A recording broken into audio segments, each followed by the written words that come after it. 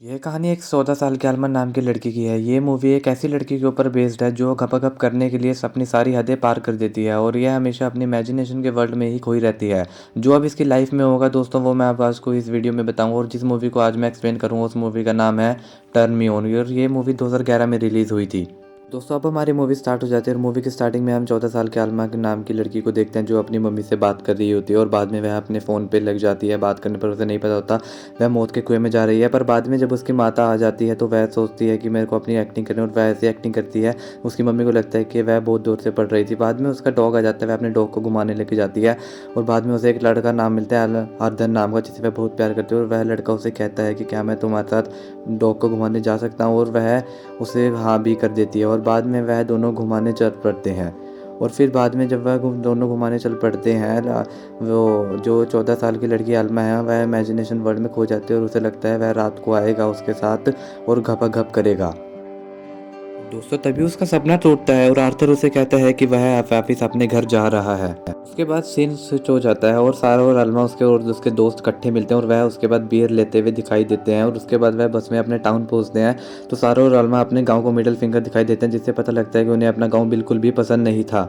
ये कैसी लड़कियां दोस्तों जिन्हें अपना गांव ही पसंद नहीं है दोस्तों। और उसके बाद दोस्तों अलमा अपने फ़ोन पे बात करती हुई दिखाई देती है और साइड में उसकी माँ दिखती है। और दोस्तों अलमा अपने माँ के साथ ही रहती है हमेशा। उसकी माँ ही उसका ख्याल रखती है। लेकिन दोस्तों अलमा की बढ़ती ख्वाहिशों की वजह से उसकी माँ परेशान रहने लगी थी। दोस्तों उसके बाद वह अपने फ्रेंड के साथ एक ड्रेस खरीदने जाती है।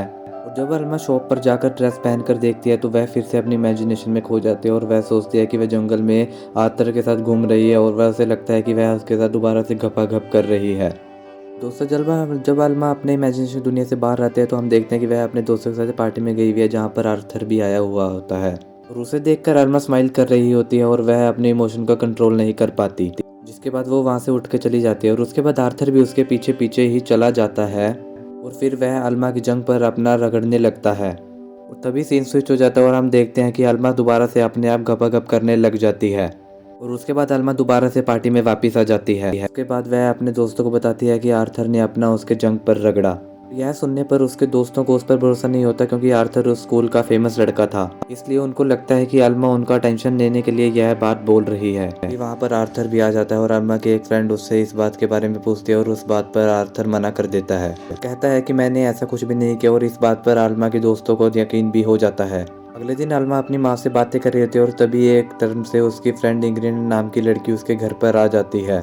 आकर अलमा को कहती है कि जो भी तुमने कल पार्टी में आर्थर के बारे में बोला वह सब कुछ झूठ था। पर अलमा अपने दोस्त को समझाने की कोशिश बहुत करती है पर वह उसकी बात नहीं मानती और वहाँ से गुस्सा होकर चली जाती है। उसे उसका बहुत बुरा लगता है और वह सोचती है कि अब मेरी फ्रेंड भी मुझसे झूठ बोलने लगती है। और है अगले दिन जब अलमा स्कूल जाती है तो कोई भी उससे बात नहीं करता और सब उसका मजाक बनाते हैं। और कहानी यहीं पर खत्म नहीं होती। जब अलमा स्कूल बस में भी घर जाती है तब उसके साथ में कोई भी नहीं बैठता। इस चीज से अलमा को कोई फर्क नहीं पड़ता। वह सोचती है कि आर्थर उसके साथ आकर बैठेगा, लेकिन आर्थर भी जब आता है वह भी पीछे जाकर बैठ जाता है और उसे देखकर अलमा को बहुत बुरा लगता है। लेकिन उसके बाद भी अलमा आर्थर को अपने पास बुलाने के लिए कोशिश करती है। वह बहुत बार ट्राई करती है पर फिर भी वह आर्थर के पास आने से मना कर देता है, जिसकी वजह से अलमा को अच्छा नहीं लगता और वह बस से रास्ते में ही नीचे उतर जाती है। और चलते चलते वह सपना देखने लगती है। उसे लगता है कि आर्थर उसके पीछे पीछे आ गया है और वह उससे बात कर रहा है और वह उससे माफी मांगने की कोशिश कर रहा है। उसे लगता है कि वह मस्ती कर रही है पर उसके बाद उसका सपना टूटता है और फिर वह अपने घर चली जाती है। और वहाँ पर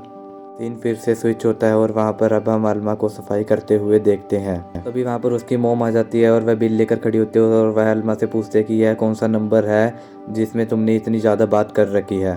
जिसका जवाब अलमा यह देती है कि यह वो लाइन है जिसकी बातें सुनकर मैं अपने आप को सेटिस्फाई करती हूँ। और यह सुनकर उसकी माता की पैरों के तले की ज़मीन हिल जाती है और वह उसकी माता वहाँ से गुस्सा होकर चली जाती है। और फिर अलमा अपने मम्मी से थप्पड़ खाती है और वह गुस्से में आकर यह बोल देती है कि आपको बिल भरने की ज़रूरत नहीं है, वह जॉब लगकर अपना बिल अपने आप भर देगी। फिर अलमा वॉशरूम में उल्टी करती हुई दिखाई देती है और उसके बाद सीन स्विच हो जाता है और फिर हम अलमा को एक जगह पर जॉब करते हुए बैठी देखते हैं।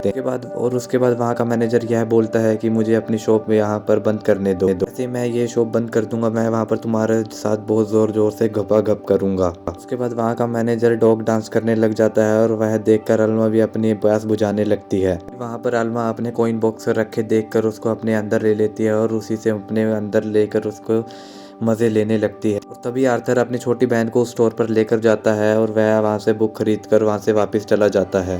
उसके बाद अल्मा का मैनेजर उसको एक रैक साफ करने के लिए बोलता है और वह रैक करने साफ लग जाती है। उस रैक में सारी पोर्न मैगजीन्स थी। जब वह उस पोर्न मैगजीन्स को देखती है तो उनमें से वह एक मैगजीन को पढ़ने लग जाती है। जब वह उस बुक को पढ़ती है तो उसे वह बुक पसंद नहीं आती और वह उसे कूड़ेदान में फेंक देती है। पर अगले दिन जब वहाँ का मैनेजर कचरा बॉक्स में कचरा फेंकने जाता है तो उसे वहाँ पर वह पड़ी मैगजीन मिल जाती है। और फिर वहाँ का मैनेजर उसकी माँ को फ़ोन करके कंप्लेंट करता है कि उसकी बेटी ने वहाँ की मैगजीन कूड़ेदान में फेंक दी और वह कहता है कि वह उसकी बेटी को तो शॉप से निकाल दे। उसके बाद अल्मा की मोम अपना सारा गुस्सा अल्मा पर उतार देती है और उसकी माँ उसे कह देती है कि अब वह अपने घर से बाहर कहीं भी नहीं जाएगी। तभी अल्मा एक दारू की बोतल को ले लेती है और और दारू की बोतल खोलकर पीते पीते अपने बाहर जाने लगती है। अपने रूम में जाकर बैठ जाती है और फ़ोन पर बात करने लग जाती है। फिर उसे नीचे से ज़ोर ज़ोर से आवाज़ आने लगती है और वह देखते है कि उसकी माँ अपने फ्रेंड से ज़ोर ज़ोर से बातें कर रही है। वह वहाँ पर जाकर अपनी माता की बातें सुनती है तो उसकी माता यह कह रही होती है कि वह अपनी बेटी से बहुत परेशान हो चुकी है और उसे यह सुनकर बहुत बुरा लगता है क्योंकि वह अपने घर की एक लौती लड़की थी। फिर अल्मा दारू पीते पीते अपने घर से बाहर निकल जाती है और वह आर्थर के घर चली जाती है और आर्थर को कहती है कि जो तुमने मेरे साथ किया था वह तुम सबको सच सच बता दोगे। आर्थर इस बात के लिए साफ इनकार कर देता है और कहता है कि मैं ऐसा नहीं करूंगा, मेरी एक ऑलरेडी गर्लफ्रेंड है। और यह सुनकर अल्मा अंदर से पूरा टूट जाती है। उसने इस बात का अपने सारे दोस्तों को बताया होता है और इसके बाद वह जोर जोर से बाहर जाकर रोने लगती है और एक कार पकड़कर अपने गाँव से बाहर जाने के लिए निकल जाती है। फिर वह अपने एक मारिया नाम के फ्रेंड के घर चली जाती है और वहाँ पर मारिया अपने दोस्तों से अल्मा को इंट्रोड्यूस करवाती है। फिर वह अपनी सारी स्टोरी उसके दोस्तों को बताती है और यह सुनने के बाद उसके सारे दोस्त अल्मा को बहुत सिंपैथी दिखाते हैं। फिर उसके सारे फ्रेंड अल्मा को मोटिवेट करते हैं और वह कुछ दिनों बाद अपने घर वापस चली आती है।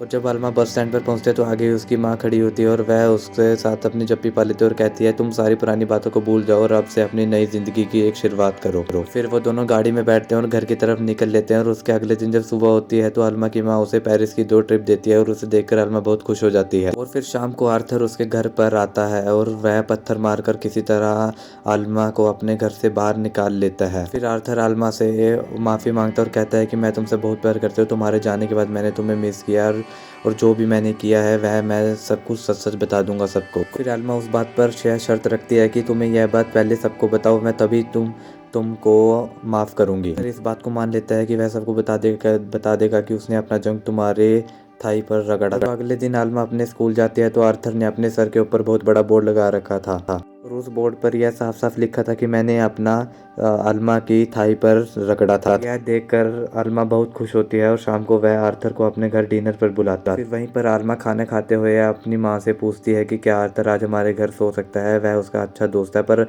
अल्मा की माँ उसे उसके घर सोने के लिए मना कर देती है। इसी के साथ यह स्टोरी खत्म हो जाती है।